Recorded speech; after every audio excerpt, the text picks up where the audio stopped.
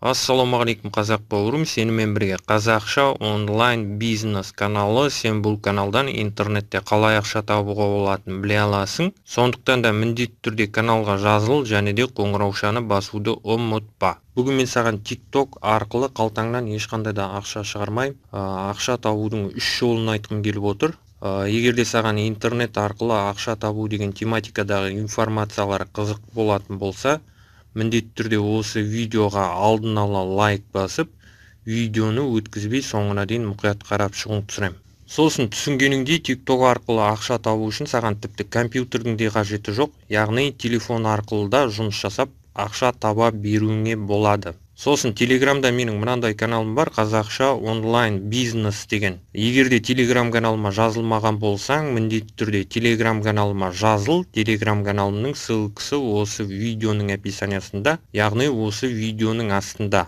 Сонымен TikTok арқылы ақша табудың бірінші жолы, егер де сенің қолыңнан бір нәрсе келетін болса, мысалы үшін сварщик болатын болсаң, қалай сварка жасауға болады, сол туралы видео түсіріп TikTokқа салуыңа болады. Яғни TikToктан аккаунт ашып, TikTokқа қалай сваркілеуге болады, қандай нәрселер істеуге болады, мысалы үшін турникті қалай жасауға болады, сваркамен сваркілеп қалай жасауға болады, сол туралы видео жасасаң болады.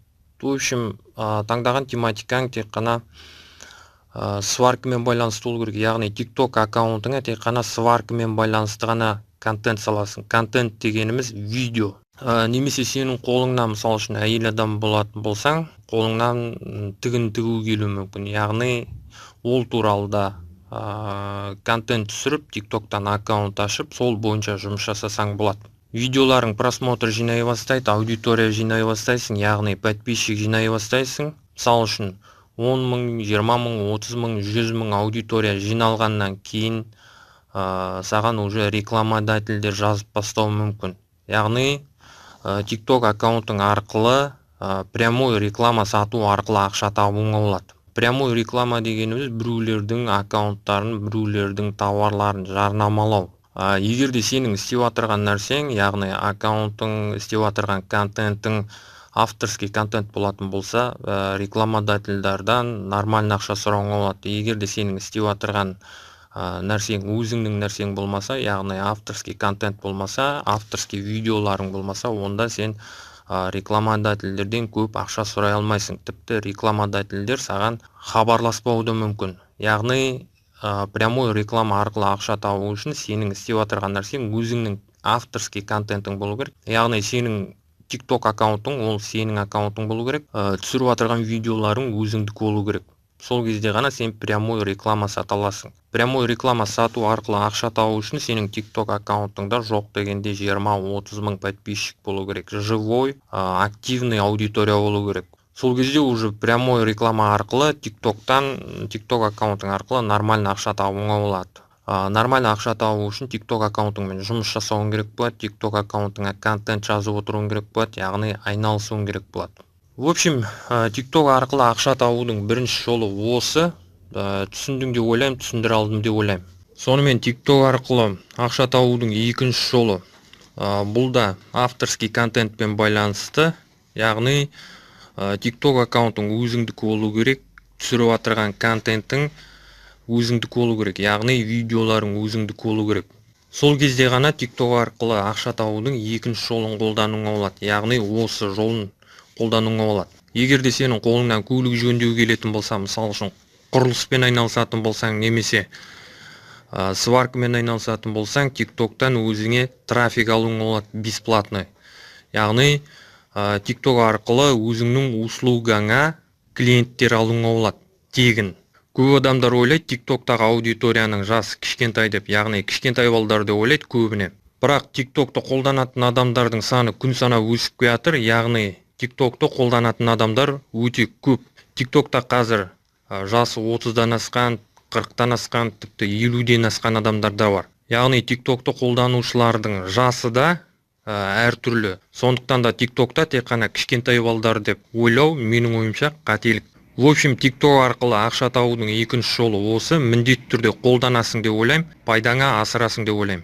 Сонымен TikTok арқылы ақша табудың үшінші жолы, ол партнерский программалар арқылы ақша табу, яғни AliExpress-тің партнеркаларын қолданып ақша табуға болады, немесе CPA партнеркалардағы офферларды, тауарларды рекламировать ету арқылы ақша табуға болады.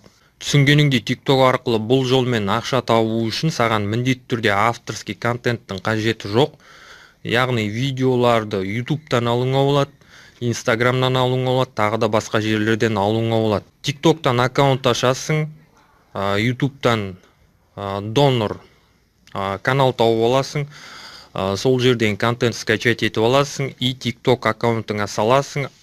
TikTok аккаунтыңмен айналысасың, TikTok аккаунтыңа подписчик жинайсың. Жиналған аудиторияңа уже CPA партнеркалардың немесе AliExpress-тегі тауарларды рекламировать етуіңе болады. Яғни партнерский программалар арқылы ақша табуыңа болады. В общем, TikTok арқылы ақша табудың мен білетін осындай 3 жолы бар. Міндетті түрде пайдаланасың деп ойлаймын, қолданасың деп ойлаймын. Ендігі мәселе TikTok аккаунтты қалай дамытуға болады, қалай просмотр жинауға болады деген сұрақтардың жауабы. TikTok аккаунтыңды дамыту үшін, видеоларыңа просмотр жинау үшін тек қана TikTok аккаунтыңмен айналысасың, контент саласың. Сол кезде ғана TikTok аккаунтың дамиды.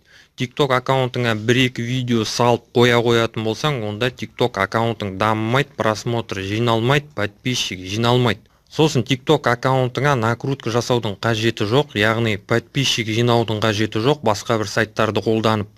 Немесе видеоларыңа просмотр жинаудың да қажеті жоқ, басқа сайттарды қолданып.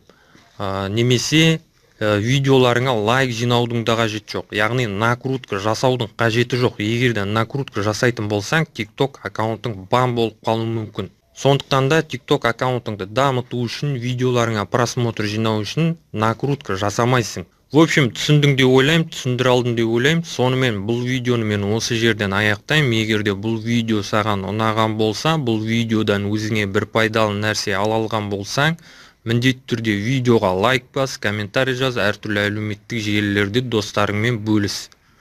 Сонымен келесі видеода кездескенше.